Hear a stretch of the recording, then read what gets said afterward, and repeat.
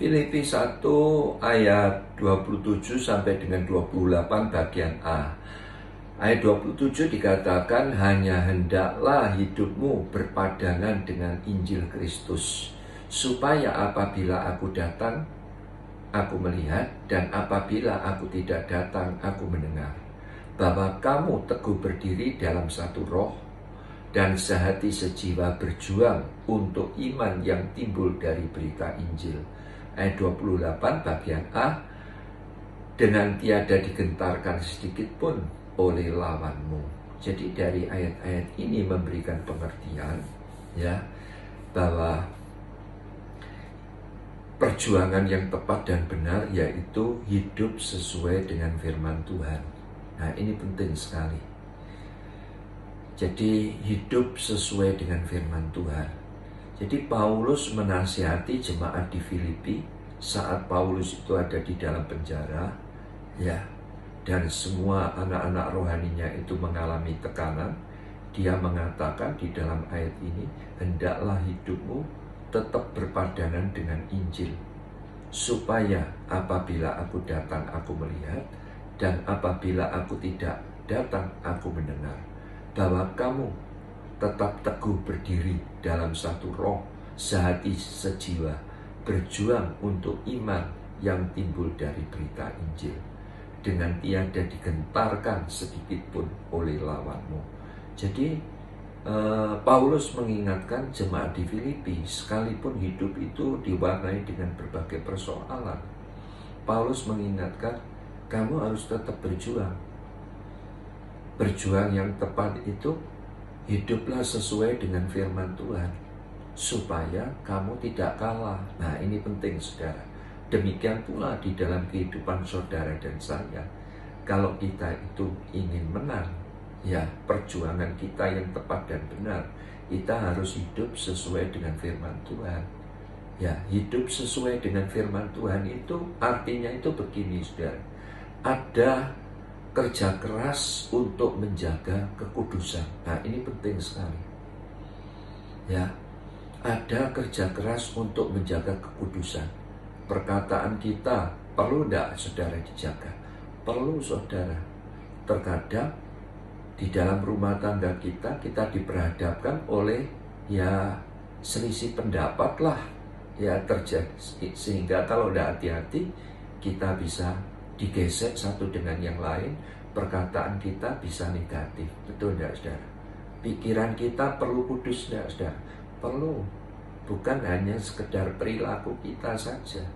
Perkataan, pikiran kita perlu kudus. Terutama hati kita itu jangan mudah cemar. Nah, ini penting sekali, saudara. Jadi kalau hati kita itu cemar, kita itu sudah kalah. Memang, ya, hati pikiran kita itu bisa cemar, tapi kita tidak boleh berlarut-larut. Nah, itu penting sekali, saudara. Apalagi berbicara tentang hidup sesuai dengan firman Tuhan. Nah, hidup sesuai dengan firman Tuhan harus ada keteguhan untuk menjaga iman, saudara. Ya, seringkali pikiran kita itu senantiasa menyetujui fakta-fakta. Betul? Pikiran itu, ya, harus dilatih untuk apa? Untuk mempercayai firman Tuhan saja. Jadi pada waktu kita itu diperhadapkan dengan persoalan, bila mana pikiran kita itu melenceng, kita harus mengeluarkan perkataan positif. Kita harus mengatakan firman Tuhan. Kita harus membombardir pikiran kita itu dengan perkataan yang positif. Nah, disitulah, saudara, kita bisa menjaga keteguhan iman kita. Jadi hidup sesuai dengan firman Tuhan, memang kita itu diingatkan ada keteguhan untuk menjaga iman. Itu penting sekali. Seringkali kita diperhadapkan dengan fakta-fakta, kita itu lebih mempercayai fakta daripada kita itu mempercayai firman. Betul enggak, saudara? Sehingga apa? Hati pikiran kita mulai galau, mulai kacau, bimbang, cemas, khawatir, takut. Nah, saya akan memberikan contoh. Ya, pada waktu Daud menghadapi Goliat. Dia menjaga imannya tetap teguh. Melalui apa? Melalui perkataannya. Pada waktu dia itu menghadapi Goliat, Daud tidak berkata bahwa Goliat itu raksasa. Tetapi apa yang dikatakan oleh Daud? Hai orang Filistin yang tidak bersunat, berani-beraninya engkau menantang barisan tentara Allah yang hidup.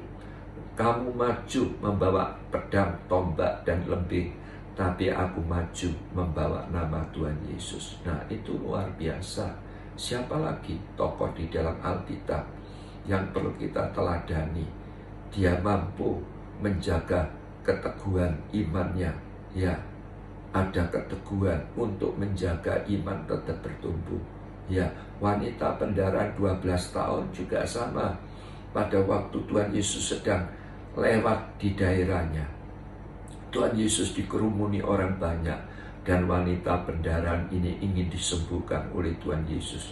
Tetapi oleh karena kerumunan banyak orang, wanita ini tidak bisa mendekati Tuhan Yesus, tetapi dia tetap berjuang. Ya, dia tidak putus asa sambil dia memperkatakan yang positif terhadap pikirannya. Dia membombardir pikirannya. Asalku jamah jumbai jubahnya, asalku jamah jumbai jubahnya, asalku jamah jumbai jubahnya. Nah, ada keteguhan untuk menjaga iman supaya tetap bertumbuh. Nah, itu penting, saudara. Itulah hidup sesuai dengan firman Tuhan. Ya, ada keteguhan iman yang bertumbuh, menjaga iman yang terus bertumbuh, sehingga apa? Wanita ini mengalami mujizat. Siapa lagi? Sadrak, Mesak, Abednego juga sama. Pada waktu dia ditekan oleh Raja Nebukadnezar, dia harus menyembah patung yang didirikan oleh Raja Nebukadnezar. Sadrak, Mesak, Abednego berkata apa? Allah yang aku sembah adalah Allah yang hidup. Seandainya hari ini Allahku akan menolong, dia pasti bisa. Dan bahkan aku akan dilepaskan dari cengkeraman tanganmu ya Raja. Tetapi seandainya Allahku tidak menolong aku, ya aku tidak akan melakukan, yaitu sujud menyembah kepada patung yang Tuhanku dirikan. Dibuang ke dalam dapur api tidak menjadi permasalahan. Waduh, luar biasa loh saudara pernyataan hamba-hamba Tuhan Sadrak, Mesak, Abednego ini. Hanya apa? Mereka dibuang tidak di dalam dapur api? Dibuang, tetapi ya nyala api tidak membakar tubuhnya.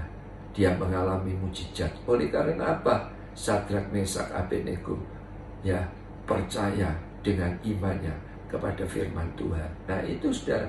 Jadi hidup sesuai dengan firman Tuhan, mempercayai firman Tuhan dengan iman. Nah itu perlu sekali. Apalagi hidup sesuai dengan firman Tuhan itu artinya apa? Ada kesanggupan untuk mewujudkan kasih Tuhan. Sebab berbicara tentang firman Tuhan itu berbicara kebenaran. Dan berbicara kebenaran itu siapa? Yesus sendiri.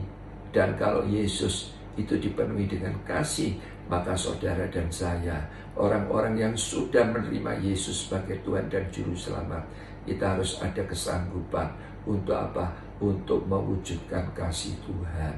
Kita harus praktek di dalam keluarga kita. Kita harus mengasihi istri, kita harus mengasihi anak, kita harus mengasihi anak menantu, kita harus mengasihi cucu, kita harus mengasihi karyawan-karyawati. Harus saudara. Ya, kita harus mengasihi orang di sekitar kita. Nah itu sudah ada kepedulian, ada kesanggupan untuk apa? Untuk mewujudkan, untuk mendemonstrasikan kasih Tuhan. Kita yang sudah diberkati, kita harus belajar memberkati orang lain. Ya, dalam keadaan apapun dan kepada siapapun, kita harus ya mendemonstrasikan kasih Tuhan.